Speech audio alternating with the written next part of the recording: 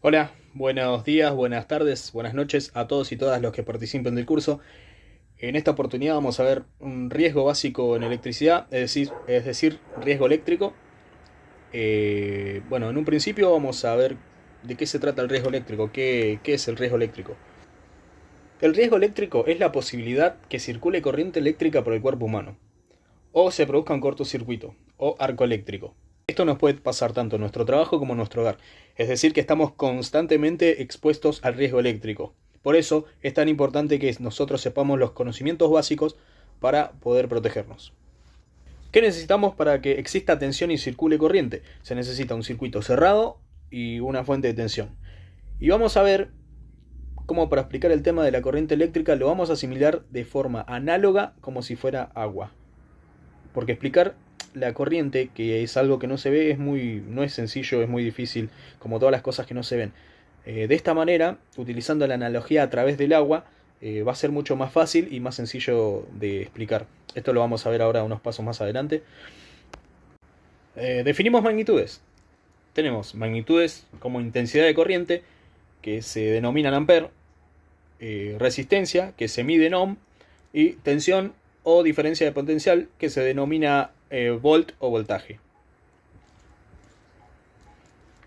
Tenemos que tener en claro que la resistencia, es decir, un cuerpo es resistente cuando ofrece una traba al paso de la corriente. Cuando es totalmente resistente se llama dieléctrico. El cuerpo humano, nosotros, somos 75% agua con sal. Por lo tanto, somos buenos conductores, así que estamos expuestos a que la corriente circule a través de nuestro cuerpo. Entonces, para que circule corriente necesitamos diferencia de potencial. ¿Por qué circula la corriente? Porque va de una diferencia de potencial, de un potencial a otro potencial. Ahora lo vamos a explicar con la analogía del agua que ya les mencioné anteriormente. Entonces, supongamos que tenemos dos recipientes con agua, uno a una altura, entonces que tenemos acá una diferencia de potencial, y otro recipiente con agua al ras del piso, al nivel del piso.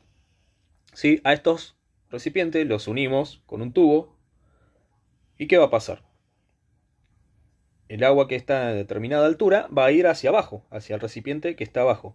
Si este recipiente que está en altura lo ponemos también al ras del piso, no va a circular agua. No va a circular agua acá. Lo mismo, exactamente lo mismo pasa con la electricidad. Si yo toco algo de metal que está a potencial cero, mi cuerpo sería el conductor, digamos el tubo, que va a transmitir la corriente a otro potencial, que sería la Tierra, que también está a potencial cero. Entonces, si yo toco algo a potencial cero y estoy parado sobre tierra, como no hay diferencia de potencial, no circula corriente y yo no sufro ningún daño. Ahora, si yo voy a tocar un borne de un toma corriente, que la fase, un toma corriente que está a la fase a 220 volt, estamos en una diferencia de potencial de 220 volt. Ahora, cuando yo toco eso, esa diferencia de potencial de 220 volt, esa corriente eléctrica va a querer atravesarme, va a querer recorrerme. ¿Para qué? Para ir a un lugar más bajo, que es donde yo estoy parado, que es tierra. Entonces, claro, como está un potencial de 220 volt, la corriente va a querer salir de ahí a través de quién? A través mío, que soy el conducto que lo va a llevar a tierra, que tiene un potencial más bajo. Por eso circula la corriente. Y así vamos entendiendo mejor por qué circula la corriente cuando yo toco algo con diferencia de potencial. Tenemos dos tipos de corrientes, la corriente continua y la corriente alterna. La corriente continua es la que tenemos en la batería de los autos, las pilas, las tracciones de trenes y algunos subterráneos y algunos motores eléctricos. La corriente alterna puede ser monofásica o trifásica. ¿Qué significa monofásica o trifásica? Monofásica, normalmente en las instalaciones domiciliarias nos llega un cable de fase y otro de neutro. Es decir, nos llegan dos cables. Y ahí tenemos una diferencia de potencial de 220 volt. En las instalaciones trifásicas llegan cuatro cables. Tres de fase y uno de neutro. La diferencia de potencial entre fase y fase va a ser de 380 volt y entre fase y neutro va a ser de 220. Esa es la diferencia que tenemos entre monofásica y trifásica. ¿Qué accidente podemos tener nosotros frente a los efectos de la electricidad? ¿Qué nos puede llegar a pasar? Una cosa que nos puede llegar a pasar son los arcos eléctricos intensos. ¿Qué son los arcos eléctricos? Es un cortocircuito. Un arco eléctrico es una liberación muy fuerte de energía. ¿Qué genera esa liberación fuerte de energía? Genera quemaduras por el arco eléctrico y por la proyección de metal que se funde por esa energía. También nos puede provocar quemaduras por la radiación de ese arco. Y nos puede generar lesiones oculares por la fuerte luminosidad que genera la energía esa. Lo otro que nos puede pasar es que formemos parte del circuito. Es decir, la corriente nos va a atravesar, formamos parte del circuito y ahí nos pueden pasar 5 cosas. La primera se llama tetanización muscular. ¿Qué es la tetanización muscular? Cuando circula corriente por los músculos se tetanizan. Es decir, el músculo termina agarrotado, comprimido. El término se quedó pegado. ¿De dónde viene el término se quedó pegado? Yo toco algo que tiene corriente, circula corriente por mis músculos y mi mano se contrae. Y no la puedo manejar, porque la tetanización muscular hace eso, que yo no puedo dominar la mano. Y me quedo agarrado, me quedo pegado a eso, y no lo puedo soltar. ¿Qué hago si veo a alguien que se está quedando pegado? ¿Qué debo hacer? Debo cortar la fuerza motriz. Es decir, debo ir al tablero y cortar la fuerza motriz. Si no se sabe dónde está el tablero para cortar la fuerza motriz, hay que tratar de desprenderlo. Nunca, obviamente, ir a agarrarlo, porque nos vamos a tetanizar nosotros, no con él. Nos vamos a quedar pegado a él y lo que se debe hacer es separarlo a través de algo aislante o pegarle en la mano y tratar de separarlo. ¿Qué es lo otro que nos puede pasar también con tetanización muscular? Es el otro término, está me quedé pegado y él me pegó una patada. Es cuando vos, por ejemplo, esto si tiene electricidad y lo tocas y te genera una reacción. Entonces queda como se tetanizan los músculos también y queda el término, pareciera como que te dan una patada, entonces quedó ese término. Lo segundo que me puede pasar es que la corriente eléctrica pase por el músculo del diafragma, que es el músculo que hace que los pulmones se expandan para poder respirar normalmente. Si se tetaniza este músculo no puedo respirar y sufro asfixia. Lo tercero que me puede pasar es que la corriente eléctrica pase o afecte el centro nervioso respiratorio del cerebro y ahí tengo un paro respiratorio. Lo cuarto es la fibrilación ventricular. ¿Qué significa? El corazón funciona como una bomba, está continuamente bombeando sangre. Si entra en fibrilación ventricular, empieza a vibrar, deja de bombear y empieza a vibrar y deja su función, obviamente, y ahí estamos en un gran problema. Lo quinto que me puede producir son quemaduras. Las quemaduras según la intensidad de corriente y la potencia de la tensión que estoy expuesto. Va a ser menor o más grave las quemaduras, dependiendo entonces de la intensidad de corriente que circula por el cuerpo. Entonces nos pueden pasar esas 5 cosas.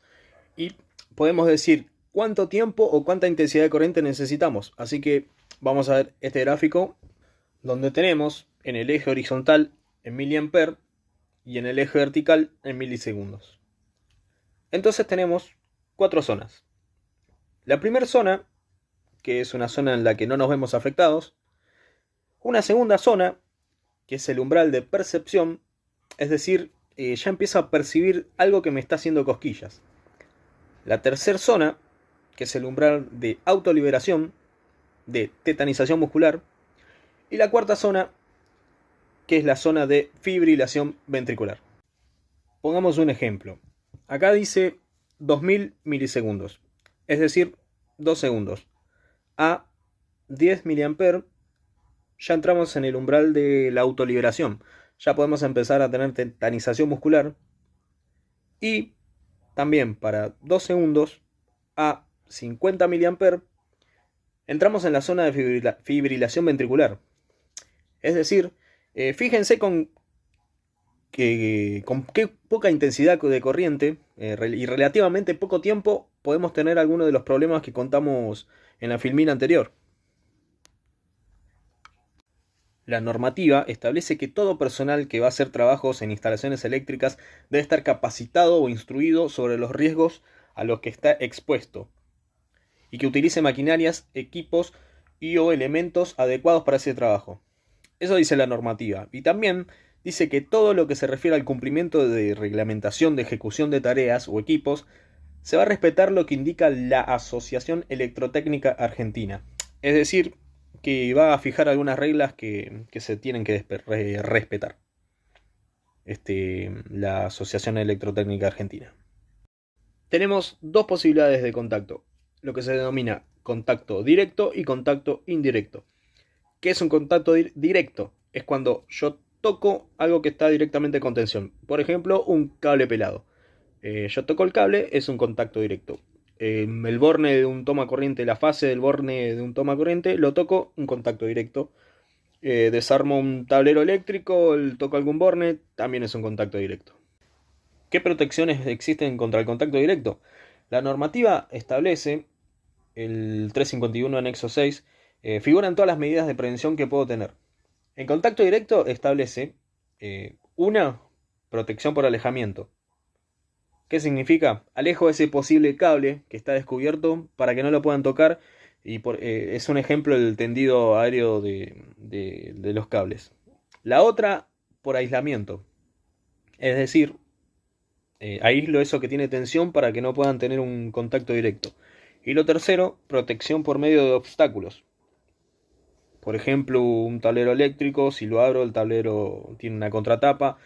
Y nosotros en las firmas lo que solemos hacer es agregarle acrílicos a las barras de tensión. Es un ejemplo. El otro tipo de contacto es el contacto indirecto. Y acá en los contactos indirectos es cuando yo toco algo que no tendría por qué darme corriente y me da una descarga. Ejemplo, una herramienta, una máquina, nuestra heladera de casa. Y esa instalación o el cableado de esa máquina, de esa heladera, de esa herramienta está haciendo contacto con la carcasa y nos da un contacto indirecto. ¿Cómo me protejo de esto? ¿Qué dice la normativa?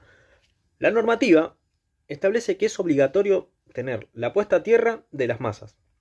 Tenemos una resolución, la 900 del año 2015, que establece el protocolo de medición de puesta a tierra y de continuidad de la instalación de puesta a tierra. Es decir, establece cómo se va a medir y cada cuánto se tiene que medir y con qué y cómo se tiene que medir.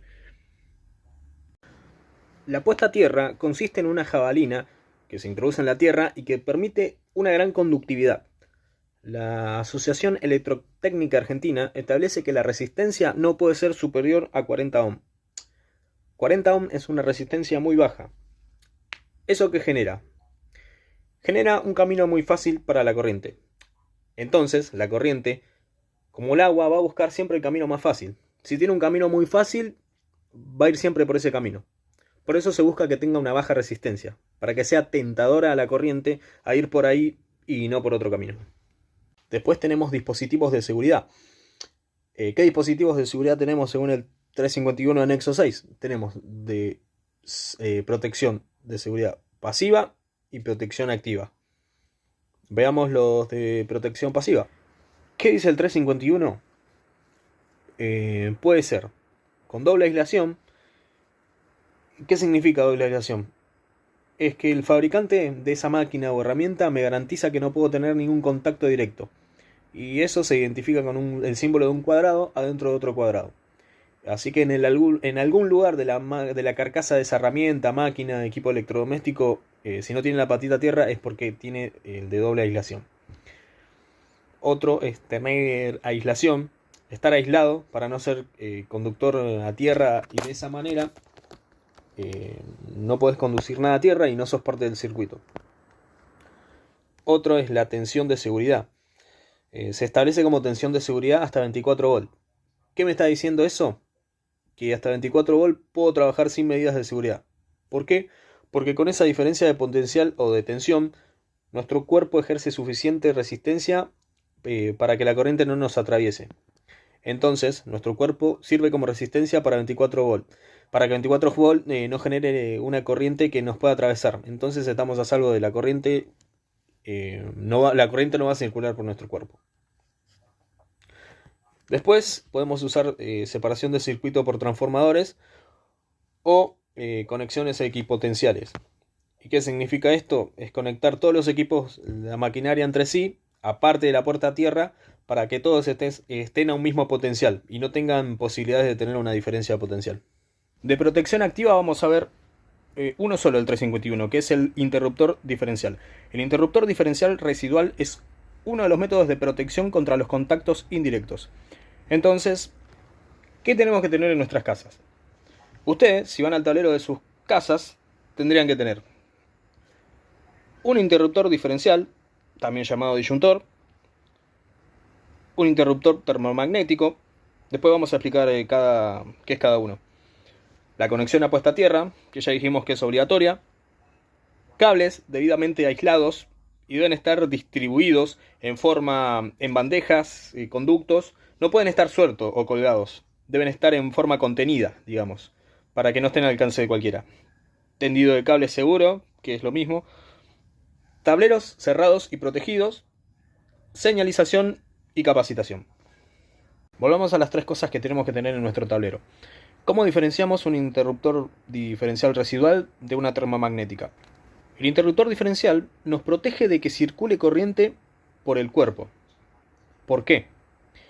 El diferencial va comparando la corriente que entra al tablero con la que vuelve. Si en algún momento hay diferencia, y esa diferencia se va a dar porque alguien está tocando algo y circula corriente por su cuerpo, y hay una pérdida de corriente a través de tierra. Entonces, va a ver que la corriente que entra y la que sale, o la que vuelve, no es la misma.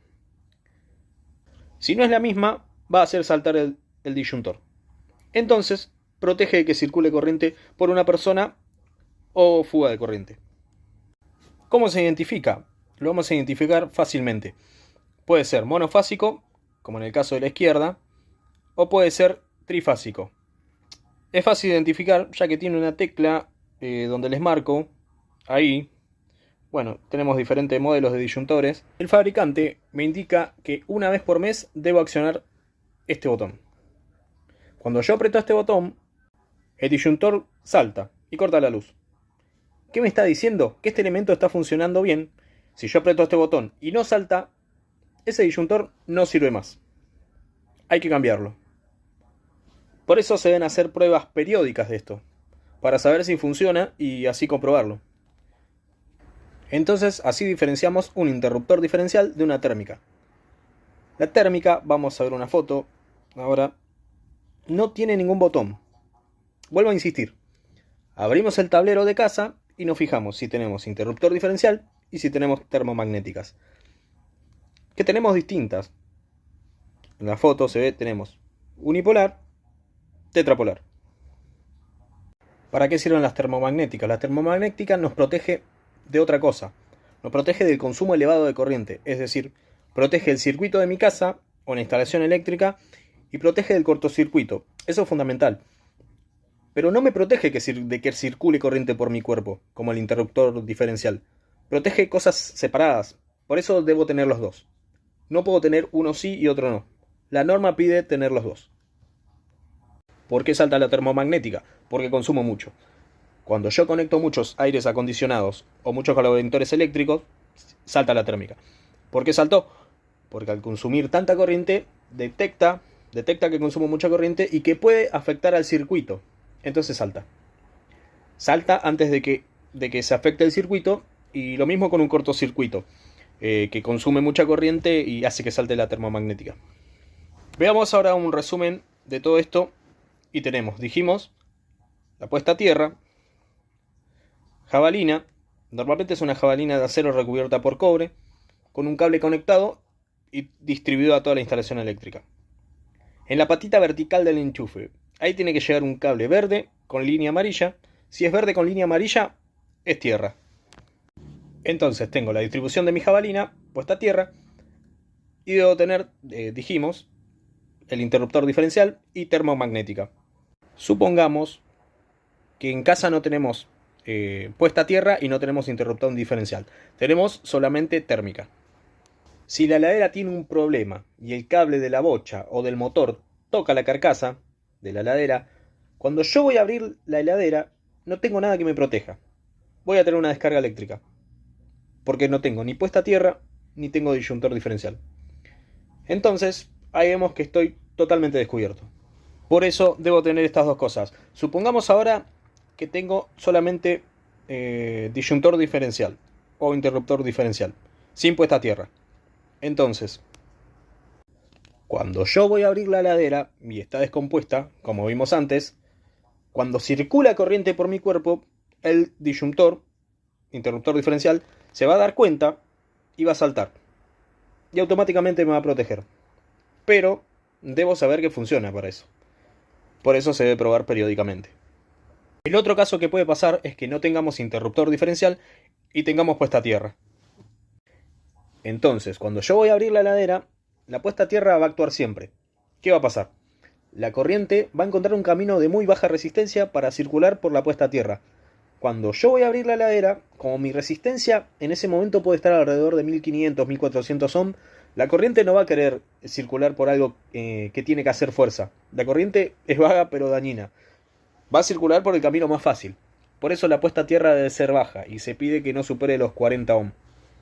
Si yo tuviera ahora, como se debe tener, interruptor diferencial, termomagnética y puesta a tierra, cuando se produce la falla en la heladera, antes que yo vaya a abrirla, como va a circular corriente que se va a fugar a tierra por el efecto del motor, va a saltar el disyuntor antes que yo abra la heladera. Por eso, a veces nos pasa que salta el disyuntor y no sabemos qué pasó.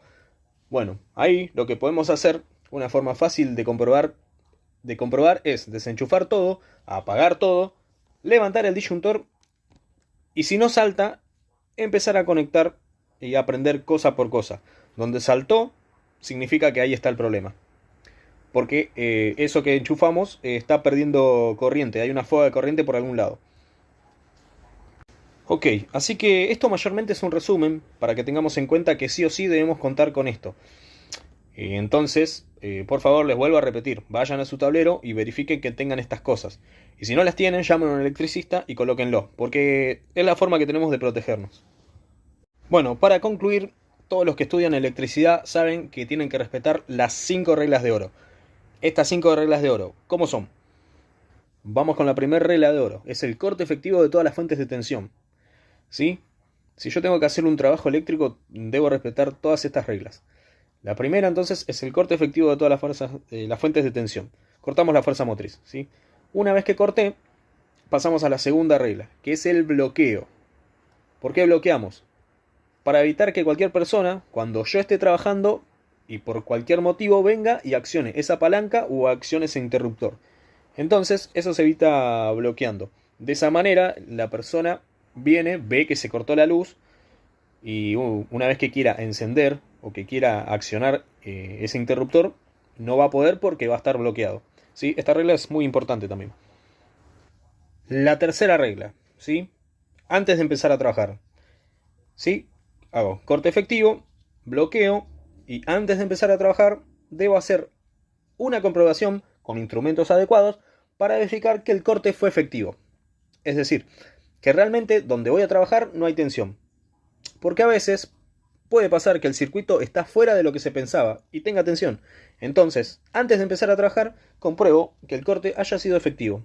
De esa manera me aseguro que estoy trabajando sin tensión. Y seguro. La cuarta regla se llama puesta a tierra y cortocircuito. Supongamos que voy a trabajar en un tablero. Los electricistas dicen aguas arriba es la alimentación y aguas abajo es donde va ese tablero a alimentar a la zona de carga. Entonces, debo conectar un cable a puesta a tierra y ese cable hago cortocircuito con las fases que ingresan al tablero. Y lo mismo hago puesta a tierra y cortocircuito con las fases y neutro que salen del tablero. De esa manera genero un lugar que está protegido de cualquier error o cualquier problema que alimente ese tablero. Esa sería la cuarta regla. Y la quinta regla de oro es la señalización de la zona de trabajo. Entonces, cumpliendo con estas 5 reglas de oro, nos garantizamos que la posibilidad de un accidente eléctrico sea prácticamente nula. Igualmente hay que tener cuidado. Siempre estamos hablando de riesgo-probabilidad. Cumpliendo las 5 reglas de oro, la probabilidad es muy pero muy baja. Cualquier cosa tenemos para leer la resolución de la SRT, la Superintendencia de Riesgo de Trabajo del año 2015, y saber que tenemos como guía la Asociación Electrotécnica Argentina, que nos va a guiar de cómo deben ser las instalaciones y de cómo deben ser los equipos que debemos tener. Así que bueno, por lo menos hasta acá dimos este pantallazo muy breve, muy básico de lo que es riesgo eléctrico. Si les quedó alguna duda, alguna pregunta, me la pueden hacer. Seguramente estoy por ahí a un costado de ustedes. Así que bueno, muchísimas gracias por participar y que tengan buenos días, buenas noches, buenas tardes.